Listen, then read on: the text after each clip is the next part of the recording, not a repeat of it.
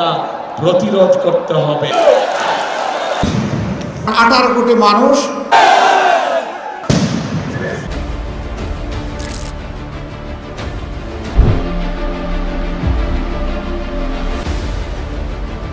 নির্বাচন, সহিংসতা, ব্যালট, কথা একটাই, গণভোট। ত্রয়োদশ জাতীয় সংসদ নির্বাচনে আমরা আছি সারাদিন আপনাদের সাথে। চোখ রাখুন সুবর্ণভূমির ইউটিউব ফেসবুক পেজে। সাথে থাকছে অনলাইন ও প্রিন্ট ভার্সন।